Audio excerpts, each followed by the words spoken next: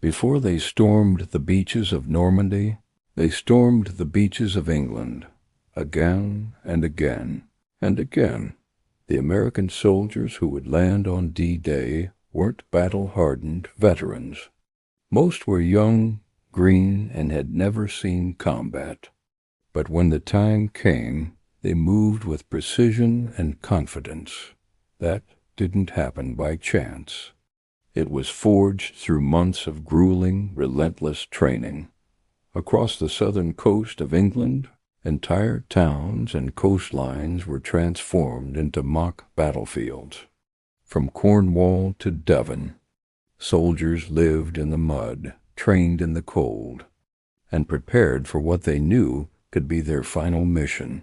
They climbed down rope ladders into waiting landing craft, practiced racing across beaches under simulated fire, assaulted pillboxes built from wood and sandbags, stormed mock cliffs, and dug foxholes until their hands bled. Every movement was rehearsed until it became automatic. Exit in columns of 3. Move up the beach, spread out, cover your buddy.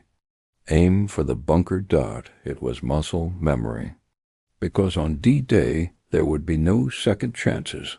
Sergeant John Slaughter remembered it vividly. It was unnecessary for the instructors to tell us to stay. Low to the ground, he said, strategically. Placed explosives boomed all around, which made them seem like the real thing, and they were real dot to make the training as lifelike as possible. The U.S. Army used live ammunition. Bullets cracked overhead. Mortar exploded just meters from where soldiers hit the dirt. The point was simple. If you didn't learn fast, you didn't make it dot in one exercise. The Navy launched an 80mm mortar bombardment over a training beach. The timing was off. The bombardment was not lifted in time, recalled Private Harold Baumgartner, and Andy Peacock was wounded in his upper lip. Even in training, men died, but this wasn't carelessness. It was calculated risk, because what they were preparing for, Omaha, Utah, sword, Juneau. Gold would be worse. The routines were repetitive, redundant, exhausting, but that was the point.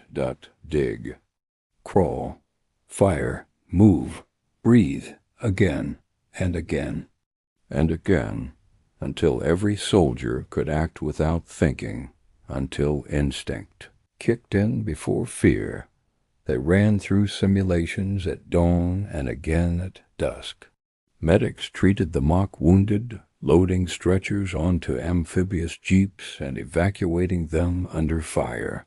Supply crews practiced offloading crates from ships in choppy seas, knowing that every bullet, every bandage, every can of food had to get to shore on time. Commanders drilled their men on the order of battle. Who would go first? Who would flank left? Who would carry the Bangalore torpedoes to blast through barbed wire? It was as much mental as physical. The training stripped the men down and rebuilt them. It pushed them past fatigue, past fear, into a kind of numb determination. And when they looked around at the soldiers beside them, they saw brothers, men they'd lived with, suffered with, and possibly die with. The training also gave them something else. Confidence, because they weren't just going to fight, they were going to face Hitler's Atlantic Wall, the most fortified coastline in military history. They were going to take on the Wehrmacht, the SS, the bunkers, the machine guns, the landmines. They had to believe, had to know, that they were ready. So they practiced until the beach wasn't something to fear anymore. It was something they could take. On June 5, 1944, the night before the invasion, as thousands of soldiers loaded into landing craft, many felt calm. not because they weren't afraid, but because they had done it so many times before. This time, it wouldn't be chalk rounds or smoke bombs. This time, the bullets would be real. The mortar would be real, but so would their training. So would their muscle memory. So would their brotherhood. And when the ramp dropped on the shores of Normandy, they moved, without thinking, without hesitation, because they were ready.